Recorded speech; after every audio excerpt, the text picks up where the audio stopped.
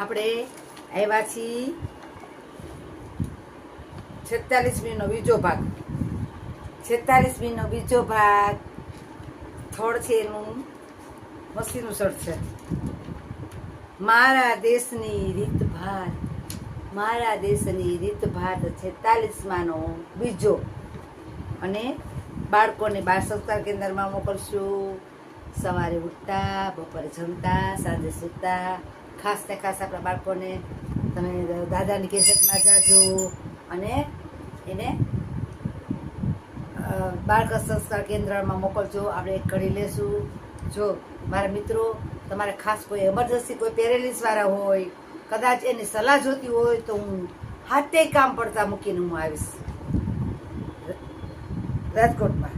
કોઈ પેરેલિસવાળા દર્દી હોય તો તમે મને ખાસ ફોન કરજો. ગમે એટલું હોય ને તો છેલ્લી બાકી હું એક ટાઈમ ભૂખી રહીશ તો તમને સલાહ આપવા ચોક્કસ આવીશ.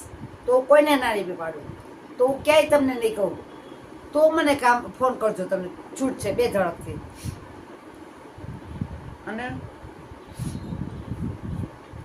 આપણે કરાગ્રે વસતે લક્ષ્મી કર મૂલે સરસ્વતી કર મધ્યે તુ ગોવિંદમ પ્રભાતે કર દર્શન સમુદ્ર વસને દેવ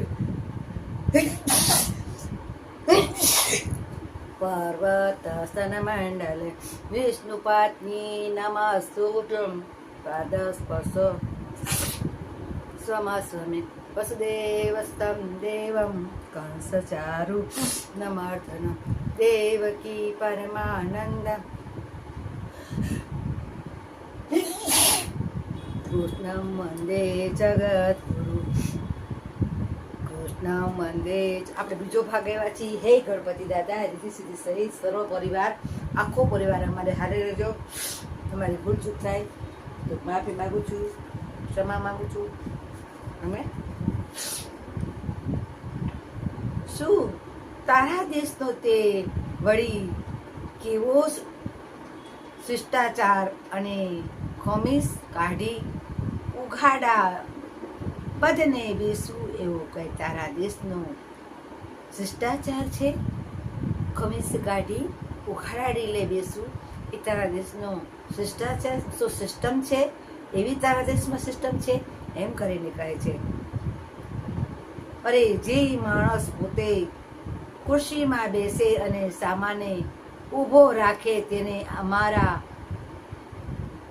દેશમાં અસભ્ય ગણવામાં આવે છે. ઉઘાડા બદનવાળાને નહીં. જે કેવું સરસ કે છે, જે માણસ પોતે જ ખુશીમાં બેસે અને સામાને ઊભો રાખે તે અમારા દેશમાં અસભ્ય ગણવામાં આવે છે.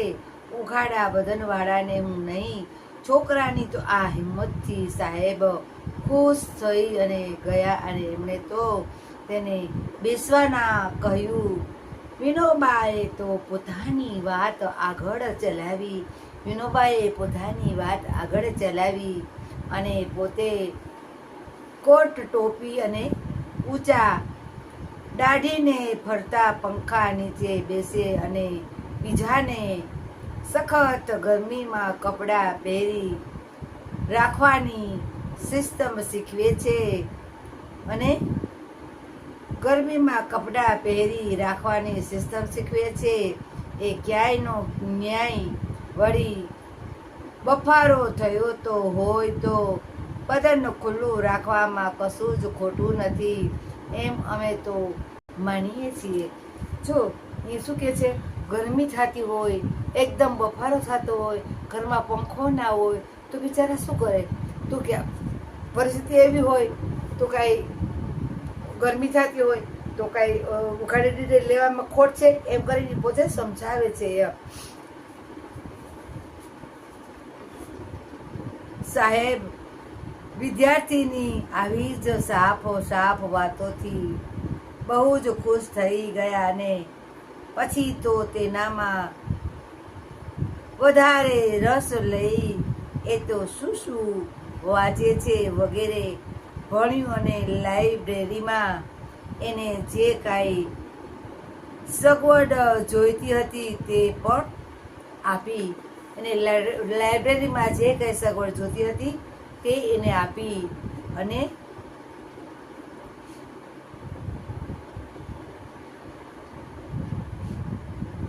એ સાહેબ વિદ્યાર્થી આવી જ સાફ વાતોથી બહુ જ ખુશ થઈ ગયા, અને પછી તો તેનામાં વધારે રસ લઈ એ તો શું વાંચે છે વગેરે તે જાણ્યું. અને લાઇબ્રેરીમાં એને જે કાંઈ સગવડ હતી જોઈતી હતી તે પણ આપી. નિર્ભયતા, આત્મવિશ્વાસ અને સ્પષ્ટ વક્તૃત્વના આ ગુણ વિનોબામાં નાનપણથી જોવા મળે છે. આવા બધા વિનોબામાં નાનપણથી બધા ગુણ જોવા મળે છે. અને કહે છે જો શું છે, જેવી પરિસ્થિતિ ઘરમાં ગરમી હોય, લાઇટ ના હોય તો શું કરે, બાળકો નથી કાઢી નાખતા. સંજોગ અને સમયના હિસાબે આપણે રહેવું પડે છે. આપણે વાર્તા 46મીના 2 ભાગ પૂરા થઈ ગયા છે, 47મો આવ્યા છે ભાગ, અને 47મો ભાગ છે એ વિદેશી રમકડા વડે રમાય. વિદેશી રમકડા વડે રમાય.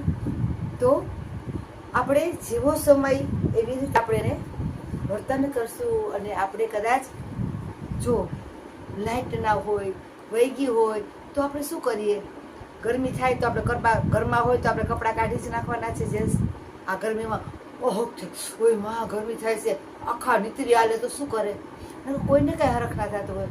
જો કોઈ મહેમાન આવ્યું હોય, કોઈ ત્યાં આવ્યું હોય તો આપણે એ ગંજીને એવું પહેરી લઈ, આછું પહેરી લઈ કદાચ.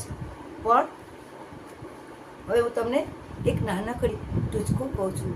એક બા હતા, પોતે એકદમ લાલાની સેવા કરતા હતા. એકદમ પોતે વૈષ્ણવ, પાક્કા વૈષ્ણવ હતા. અને લાલાની સેવા કરે એટલે જમે ત્યારે પેલા એમ કે, હે લાલા, હે પ્રભુ, તમે જમવા આવો પછી જ હું જમું. તમે એને સ્નાન કરાવે, પોતે સ્નાન કરી ના જોઈ ચોખ્ખા થઈ અને સ્નાન કરે, અને પછી જ પોતે મોઢામાં અન્નપાન નાખે. અને એ રોવે તો બા રોવે, એ હશે તો બા હશે. એટલી બાને લાલા પ્રત્યે લાગણી હતી. તો લાલાને એકવાર હાથમાંથી એની સેવા કરતાં કરતાં પડી ગયો ને તો રોવા માંડ્યો. લાલો એની હારે વાતું કરે એમ, લાલા હારે, લાલા આમ મને આમ. તો એ પડી ગયો ને તો રોવા માંડ્યો, આંખમાંથી દળ આંસુ પડવા માંડ્યા. પણ એ પોતે એના ભક્તો હતા, બા હતા, એના ભક્તો હતા, એની હારે વાતું કરતા હતા. તો એની વહુને કે, હા ન કર ના, તો ડૉક્ટરને બોલાવી આવ જ, મારું લાલો રોવે છે, મારાથી જોવાતું નથી, તું જા, હા ન કર ના, તું ડૉક્ટરને બોલાવી આવ્યો જ. ગમે તેમ થાય, મારા લાલાને દવા નહીં લઈ આવ, અને એને દવા નહીં પાન ત્યાં સુધી હું તને ચેનથી સુવા નહીં દઉં. આવી તો એને હટ કરી કે લે, અરે ભગવાન. બા તો આડોશી કેવા લાગ્યા, એ કે બા આટલા બધા એ કે ઓલા કરે છે તો તમે બોલાય આવો ને. એ કે તો પેલા આવ્યો ને ડૉક્ટર, આમાં ચેક કરતો હતો ને ડૉક્ટર લાલાને, તો ઉલરે આમ. તો ડૉક્ટર તો બીને ભાગ્યો, આ મારું કામ નહીં ગયો. તો પછી ધોઈ લાલો છાનું ના રે. બાને બધી ખબર કે લાલો રોવે છે, એને દુઃખ લાગ્યું, એને લાગ્યું છે, એને બધી ખબર. ઓલા કોઈને ખબર નહીં.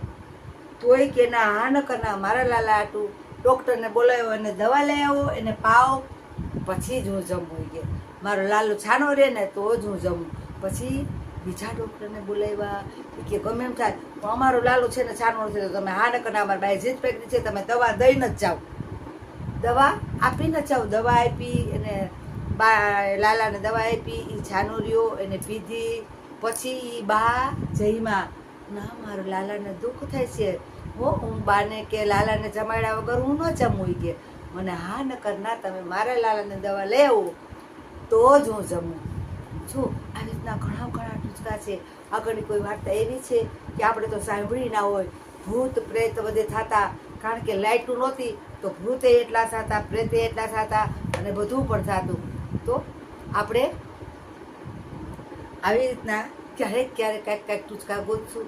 અને આપણે બાળકોને જો લાલચ છે કોઈ છે ને સેવા કરે છે, ઘણા પણ એની દિલથી સેવા કરે છે. એને એમ થાય કે ના, પહેલાં હું મારા પ્રભુ જમે પછી જ હું જમું. આપણે તો શું કરી શકતું? કાંઈ નહીં કરી શકીએ. આપણે તો કારા માથાના માનવીએ છીએ. ભગવાનને કહી અમને પણ એવી શક્તિ દે, અમે પણ કંઈક કરીએ અને ભગવાન પાછળ કંઈક કરતા જાય. અને લાઈક ના કરો તો કાંઈ નહીં, શેર ના કરો તો કાંઈ નહીં. તમે બાળકો અને ફેમિલીમાં ખાસ ને ખાસ ભાનુબેન ફળદુ સર્ચ કરજો અને ખાસ ફેમિલીમાં જોજો.